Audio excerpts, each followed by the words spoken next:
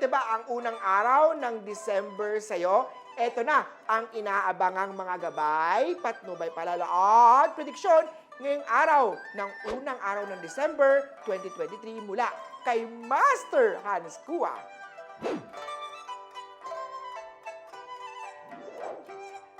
Unahin natin ang mapinanganak ng Year of the Rat.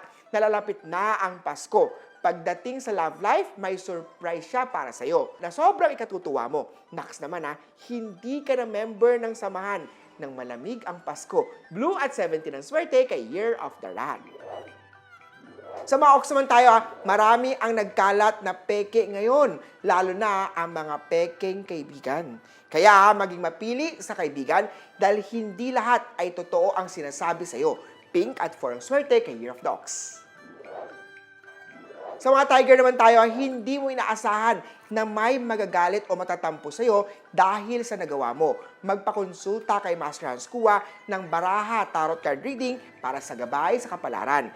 Gray at 15 ang swerte kay Year of the Tiger. Rabbit naman tayo, activated ang Money Luck Star. May tao makakausap at makakatulong sa'yo upang makapaghanap ka ng trabaho. Usapang love life naman ng mga Year of the Rabbit. Maganda ang samahan ng isa't isa. Brown at 11 ang swerte kay Year of the Rabbit.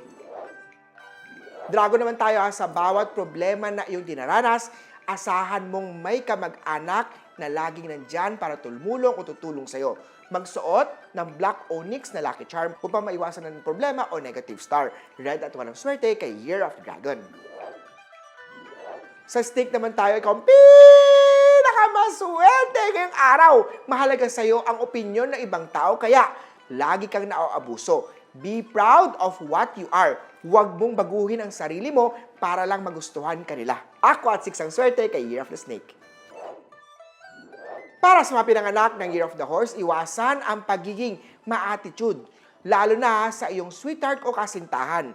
Argumento na naman yan. Sa career aspect naman tayo, mahihirapan ka sa una, ngunit huwag kang mag-alala dahil nasa iyo ang career luck star. Magiging masaya at makontento sa trabahong meron. Silver at 13 ang swerte kay Year of the Horse. Sa Year of the Goat naman tayo, masayang pamilya ay nasa chart. Huwag maging selfish para sa sarili. Isipin na ang iyong mga mahal sa buhay.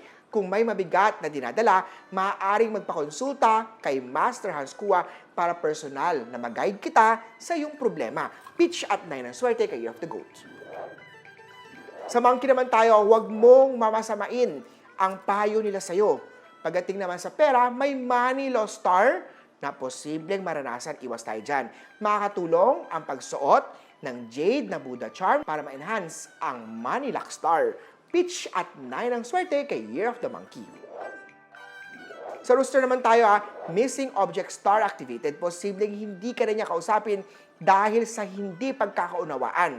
Umiwas na lang sa negative vibes o mga unhealthy o mga toxic na relationship. Yellow at 11 ang swerte kay Year of the Rooster. Sa Year of the Dog naman tayo, ang pagiging palakaibigan ay magdadala ng magandang opportunity sa iyo at makakatulong yan sa opportunity sa career mo.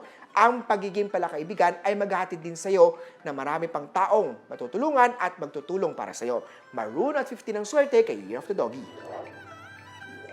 At sa Year of the Pig naman tayo, conflict day to day. Mahihirapan ka mag-adjust dahil bigla siyang mawawala sa iyo nang walang paalam.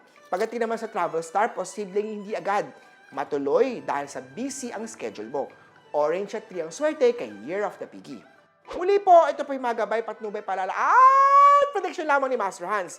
Nasa inyong mga kamay nakasalalay ang inyong tagumpay. Kaya naman, always be positive at i-claim ang mga swerte. Mga ka-recipe,